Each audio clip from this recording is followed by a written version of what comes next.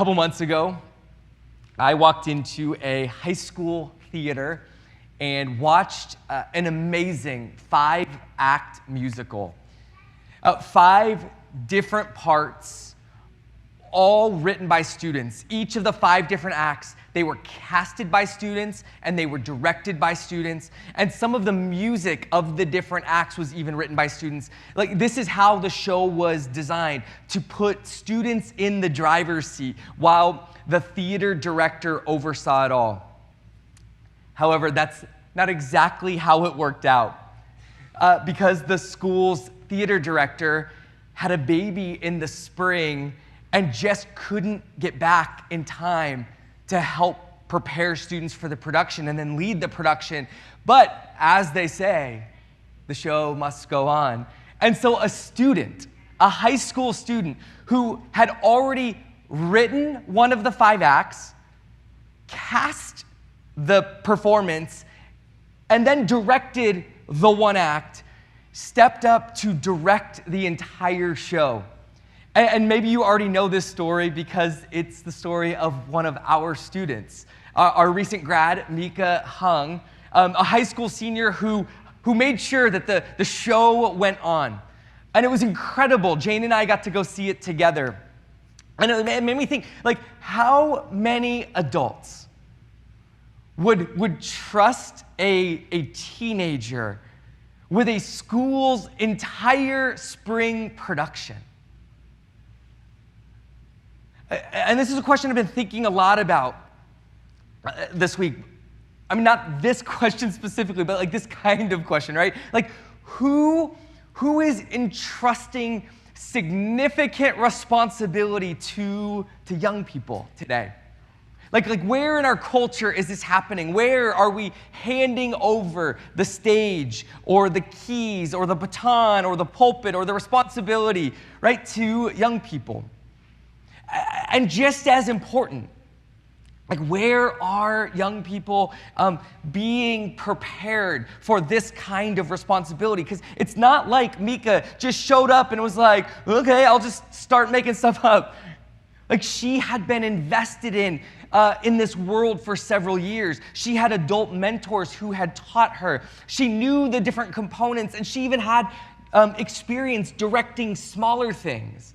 So when the time came, right, she could draw on all of this.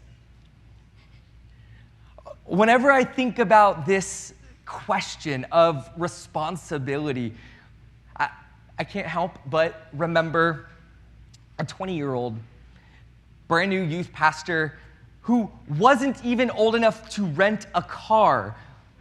And yet he was responsible for planning an entire mission trip to Mexico where his youth group would build 2 houses.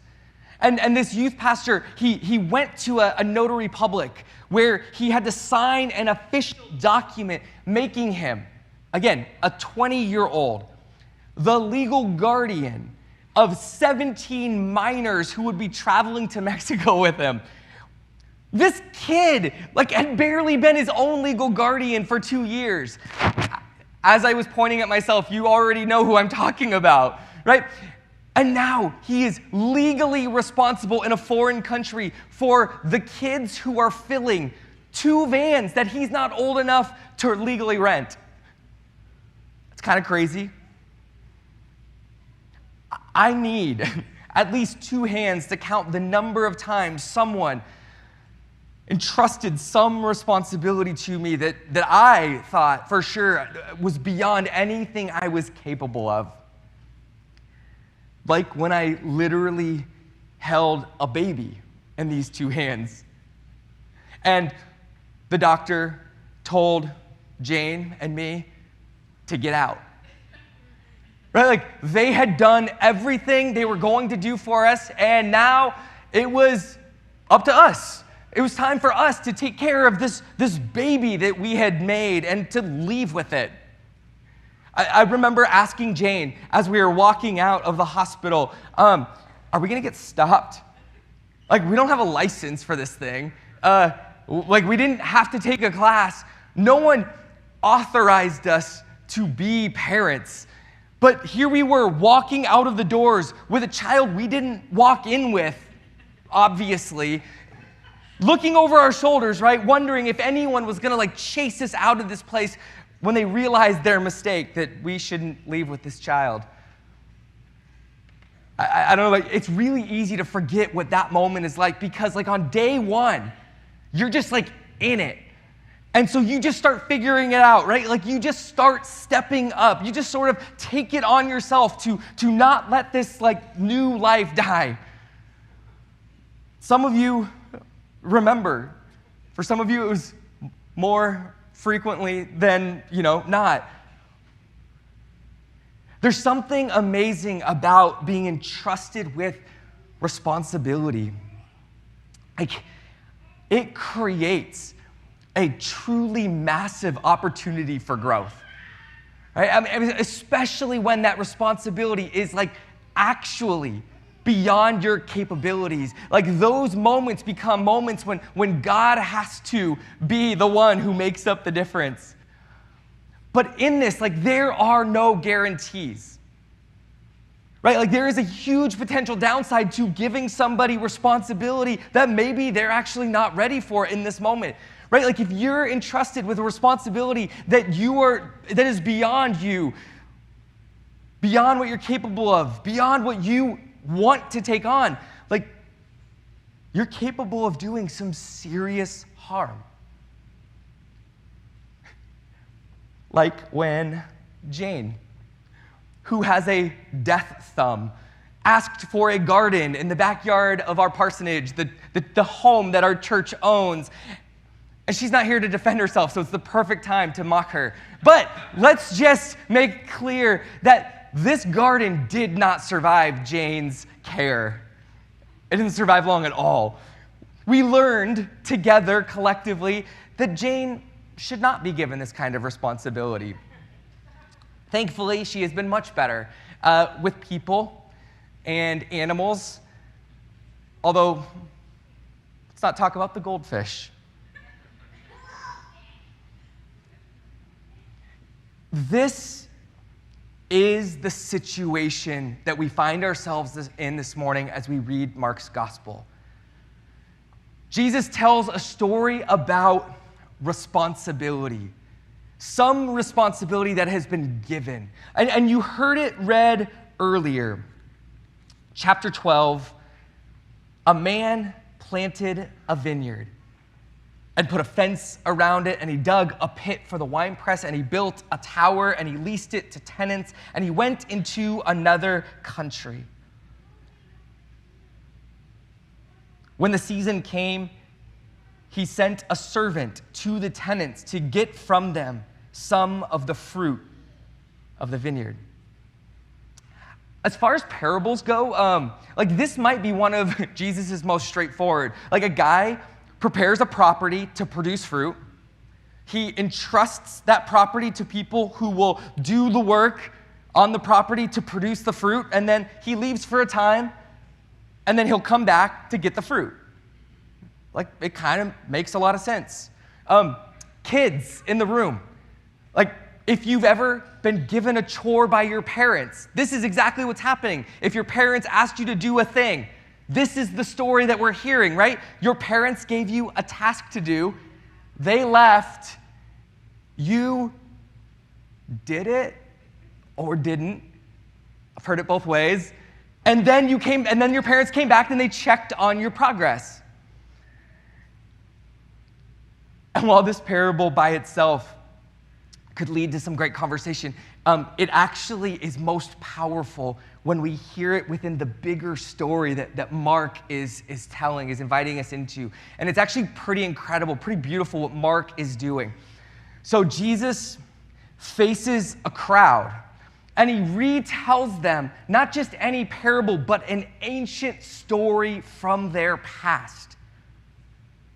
And what Mark does in putting this story in his gospel right at the center of Jesus' final week of his life is Jesus tells this parable of a man returning to his vineyard to collect fruit, and Mark puts it right in the middle of Jesus' time in Jerusalem. He puts it between two different accounts of Jesus. Jesus coming into Jerusalem on a colt, and the Son of Man coming in clouds with great power and glory. In both accounts, Jesus shows up looking for fruit.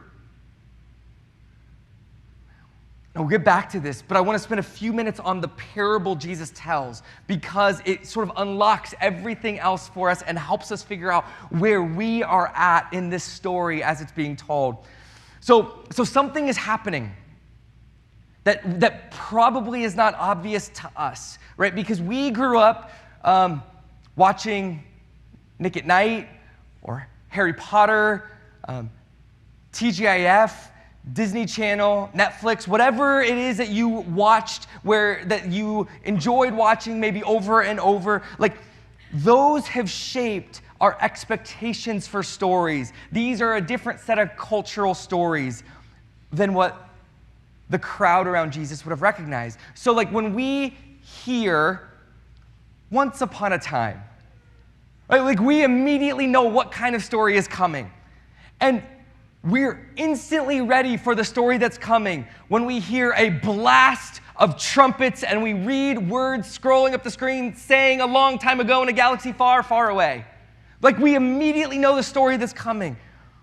But Jesus starts out his story in a fascinating way. He says, a man planted a vineyard, dug a wine press, and built a watchtower. To us, it just sounds like details, right? But to his audience, it would have sounded like once upon a time, or a galaxy far, far away. See, they would have recognized, their ears would have been tuned to a familiar story from Isaiah 5, an ancient story that they would have heard over and over again. Isaiah tells the story of a man who loves his vineyard. He loves this vineyard that he planted. But when he comes to his vineyard looking for grapes, he can find only wild grapes. The vineyard has been neglected. And Isaiah's story in Isaiah 5, it quickly reveals who the main players are, who this man is, and who his vineyard is.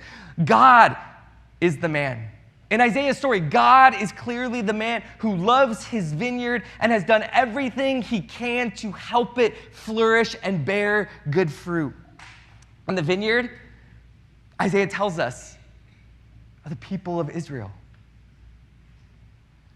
And Isaiah tells us the Lord looked for justice. He came, looked at his vineyard. He looked for justice, but behold, bloodshed. He looked for righteousness, but behold, outcry. God planted a people who were supposed to flourish, right? Like they were supposed to live peacefully with each other. They were supposed to work together every day, to be together a blessing for the world. But Isaiah 5 goes on to describe the wild fruit that God finds when he comes to inspect his vineyard. Israel had been a place where everyone, right? I mean, just imagine a situation like this. Everyone started out with their own God-given plot of land. That was Israel's story. But over time, some of the Israelites, the especially shrewd ones, found ways to take their neighbors' houses and land and add those to expand their own property while pushing their neighbors off. And so now some had no land while others had more than enough. Isaiah 5 tells us that God finds his people throwing their lives away, wasting their lives, getting drunk and partying. And while the rich have more than enough food and water to drink, God finds that there are so many, including some of their elderly wise men, Like the most honored people in their community are starving. And there are whole crowds who are dying of thirst while others are fat and happy. And the people lie, we're told. And they lie a lot, actually. And people look at the good things God has made and they call them bad. And the people look at the bad stuff, the stuff that destroys human life and community, and they call it good. And the innocent are falsely accused because they don't have the money to pay the bribes that everyone else is paying, and the rich can just buy their way out of anything. Do you hear the situation that God is finding? God sees his people, and they're killing each other, and he cries bloodshed. And God sees that his people are enslaved to their selfishness, and they cry out the way that they did when they were slaves in Egypt. This is Isaiah 5. This is the story that Jesus is calling to memory with his parables. What's up, Jack? How are you, buddy? Hey, I see you. You gonna hang out with Carson over there?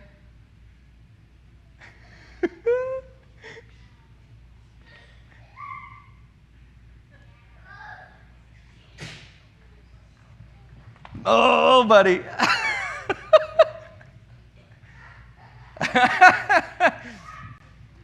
And our first day in church, we get excited. We just, got to shake out the nervous energy a little bit.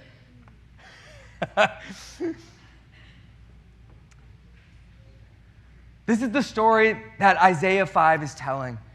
This is the exact story Jesus expects his hearers to call to memory with his parable. But notice Jesus' parable doesn't focus on the fruit that was found. Jesus focuses on the fruit collectors. So we read in Mark 12, verse 2, when the season came, he sent a servant to the tenants to get from them some of the fruit of the vineyard. And they took him, and they beat him, and they sent him away empty-handed. Again, he sent to them another servant, and they struck him on the head and treated him shamefully. And he sent another, and him they killed. And so with many others, some they beat, and some they killed. Jesus is telling the story of Isaiah 5. Not as a one-time past event where God comes to his vineyard to collect fruit, but as an event that actually happens over time, where God sends a servant to the vineyard, and then he sends another one a while later, and then he sends another one. And Jesus' audience would actually immediately recognize who these servants were in their history. They were the prophets. And later this year, we're actually going to spend about 16 weeks reading through the prophets for ourselves. But for now, it's enough to know that for as powerful and as meaningful as their messages were, they were just mostly ignored, shrugged off, and if they weren't ignored, they were hated and killed. So, if this is what happens when God shows up to his vineyard to collect fruit, what is the man in Jesus' parable to do? Well, in verse 6, it says, he still had one other, a beloved son. We should recognize that language. Finally, he sent him to them saying, they will respect my son. And Mark chapter 11 gives us this account. The Son of Man rides into Jerusalem. And in verse 11, we read, he entered Jerusalem and he went into the temple. And when he had looked around at everything, as it was already late, he went out to Bethany with the 12. So Jesus, he comes into the temple and he looks around. He inspects the temple and he leaves because it's late. What is Jesus up to? What's he looking for? On the very next day, we start to get answers because Jesus, he sees this fig tree that doesn't produce fruit, and so he curses it. promising that it will never produce fruit again. And this is like kind of weird. When we read this, we're like, oh, what's going on here? Until we see what he does next, which Jesus walks into the temple and he does the exact same thing, right? He walks into this temple, this building, this magnificent building that has none of the fruit that Jesus is looking for.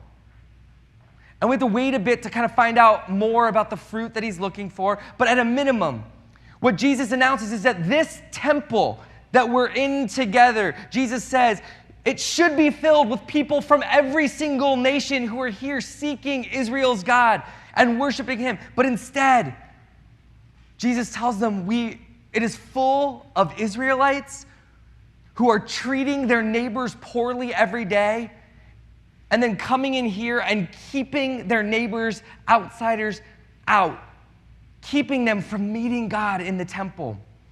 And Jesus says, this is not good.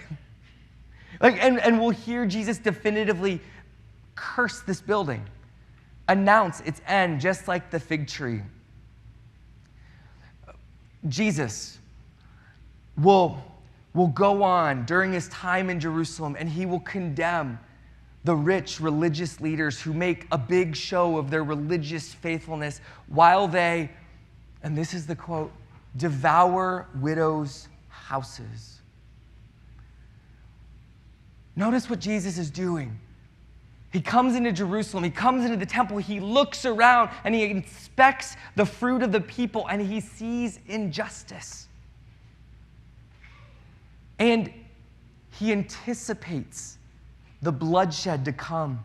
And in chapter 12, verse 7, we read, but those tenants said to one another, this is the heir, come, let us kill him, and the inheritance will be ours. And they took him and killed him and threw him out of the vineyard. Jesus, again, predicts his death. He knows where this is all going, right? He knows the people and he knows their hearts.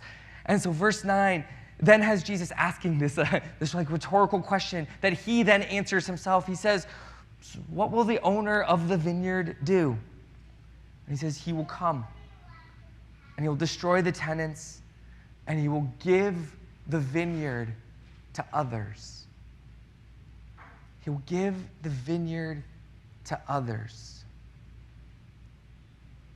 What is Jesus saying? That question brings us to Mark's second account of Jesus. Jesus had already come into Jerusalem as king, but now we read that in the future, the temple will be destroyed. And after that, Jesus tells them, after that, they will see the Son of Man coming in clouds with great power and glory. From the fig tree, learn its lesson. And this is what Jesus says, be on guard. Keep awake, for you do not know when the time will come. Listen to what he says. It will be like a man going on a journey when he leaves home and puts his servants in charge. Does this story sound familiar? Right? Each with his work and commands the doorkeeper to stay awake. Therefore, stay awake, for you do not know when the master of the house will come, in the evening or at midnight, or when the rooster crows, or in the morning, lest he come suddenly and find you asleep. And what I say to you, I say to all. And we are part of that all. Stay awake. We have been entrusted with the master's work while he is away. Are we awake? Can we learn the lesson from the fig tree? The man will come looking for fruit. The same man who came to Jerusalem looking for justice and righteousness among God's people. This man has given God's vineyard, the world, over to the church. Those who trust and follow Jesus, he has entrusted the vineyard to us Jesus has entrusted massive responsibility to us, a responsibility that we are actually not capable of apart from his Spirit, his ability, his power. But we've been given it to care for it, to help it flourish and produce fruit. We have been given such a massive responsibility by God, bigger than a high school musical or a youth mission trip or even a little baby. And God has given us everything we need to take on this responsibility and to do the work well. Do you believe that that's true? Jesus understands, though, how easily we forget and how easily we get distracted by pet projects of our own, things that feel significant and important, but keep us from the vineyard. Jesus knows how quickly we will fall asleep at the wheel, how easily we neglect the responsibilities he's given to us. Jane and I and the girls were in Quebec City this summer, and we were walking past this concert venue, and there was a security guard blocking what looked like really important stuff, and he was out cold, fully asleep in his chair, and it looked like expensive stuff behind him. I didn't take any of it or sabotage it, probably. Jesus warns us we have a job to do. Like, we've been given a job, a good job that is steeply satisfying, a job that we were made for, to help God's vineyard flourish and to produce fruit.